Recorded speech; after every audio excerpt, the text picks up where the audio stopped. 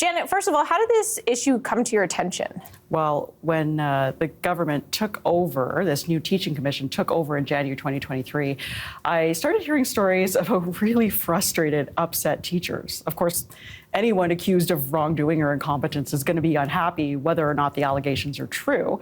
But it wasn't just that. Some teachers say the process is unfair, disorganized, confusing, that their cases are getting handed from employee to employee and that they're waiting months without any information or a chance to defend themselves.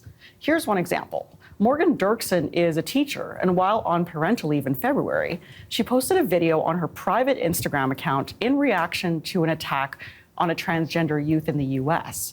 She says she was upset and she used some profanity. That video automatically disappeared after 24 hours. But a parent complained about the video. The commission looked into it and decided to dismiss the complaint. But then a second parent complained, and this time the commission started an investigation. Now, Dirksen is arguing that this is procedurally unfair, and she's been waiting months while her teaching certificate is hanging in the balance. I've spent like 6 months probably grieving this. It's not just a job. For me, being a teacher is my life. It's who I am. So there's a lot of emotion there. Janet, why did the disciplinary process change? Yeah, for more than 80 years, the Alberta Teachers Association, or ATA, handled most of the complaints about teachers, while anything having to do with superintendents or private school issues went through a different process.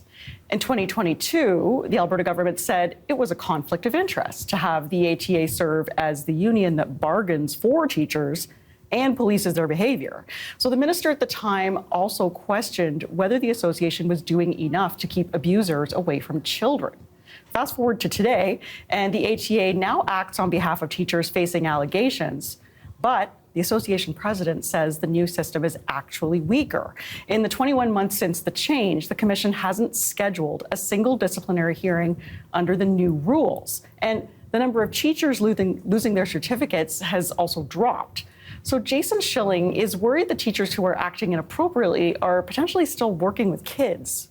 We need to ensure the safety of our students and our staff who are working in buildings, and that's important not only for the kids in our schools, but for the families out there. And I think the general public needs to know that, the government decided that they needed to take this over, and they're not living up to their end of the bargain, essentially.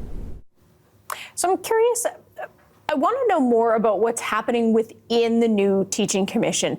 How is it operating? I actually spoke with 5 former employees. CBC has agreed not to identify them because they're concerned about the professional repercussions of speaking out.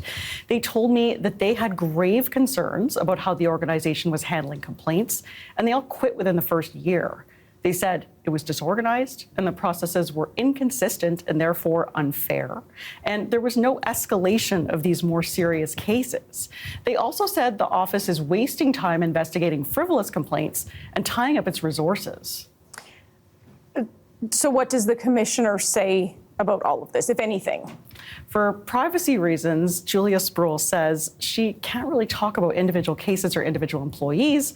She says they also can't share information after someone complains about a teacher. But she did acknowledge that there has been some staff turnover. We've had some people who have left the team, but we have a really diverse team, rich in experience and perspectives, fully capable of performing the work, and who've done really good work and have accomplished great things in a shorter period of time. Sproul says staff is trying to deal with these cases in a timely manner. It has been challenging, though, because the volume of complaints the office received went up substantially from the numbers that the ATA was getting. The commission even hired some private investigators to help them handle that caseload. As of last month, the commission had resolved about a quarter of the complaints it had received so far. However, the ATA has a list of 57 teachers where there's been no noticeable progress on their case for 300 days or longer. All right, very interesting to hear this. Thank you so much, Janet. You're welcome.